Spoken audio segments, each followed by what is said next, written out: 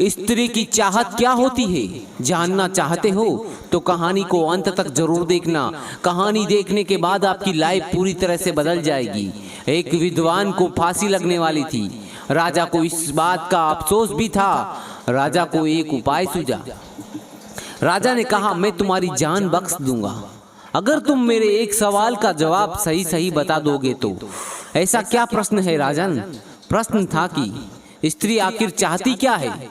स्त्री आखिर चाहती क्या है? विद्वान ने कहा, कुछ मोहलत मिले तो पता करके बता सकता हूँ। राजा ने 1 साल की मोहलत दे दी। विद्वान बहुत घूमा, देश के कोने कोने में गया, बहुत लोगों से मिला, पर कहीं से भी उसे कोई संतोषजनक उत्तर नहीं मिला। आखिर में किसी ने उसे कहा कि दूर जंगल में एक भूतनी रहती है, हो ना हो वो शायद जरूर बता सकती है इस सवाल का जवाब। विद्वान उस भूतनी के पास पहुंचा और अपना प्रश्न उसे बताया। भूतनी ने कहा कि मैं आपके प्रश्न का जवाब एक शर्त पर बताऊंगी, अगर तुम मुझसे शादी कर लो तो। उसने सोचा, सही जवाब पता ना चला तो जान राजा के हाथ से जानी है, मरता क्या ना करता, इसलिए शादी के लिए हाँ कर दी। शादी होने के बाद भूतनी ने कहा, चूंकि तुमने मेरी बात मान ली है तो मैं भी तुम्हें खुश करने के लिए एक फैसला किया है कि मैं 12 घंटे भूतनी और 12 घंटे खूबसूरत परी बन के रहूंगी, जैसी आपकी मर्जी।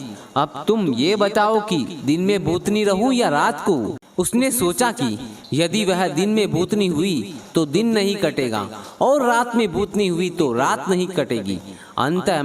अंत में उस विद्वान व्यक्ति ने कहा, जब तुम्हारा दिल करे परी बन जाना और जब तुम्हारा दिल करे भूतनी बन जाना।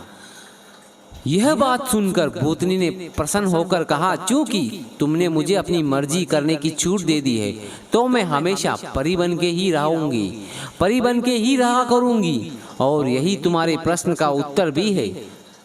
युवक बोला, मैं समझा नहीं। स्त्री हमेशा अपनी मर्जी का करना चाहती है, ये आपके प्रश्न का सही जवाब है।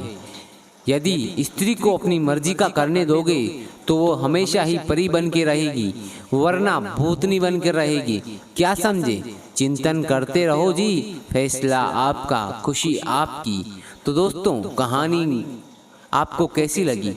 आप भी अपनी पत्नी को हमेशा खुश रखना, उसे अपनी मर्जी की करने देना, तो आप भी खुश रहोगे।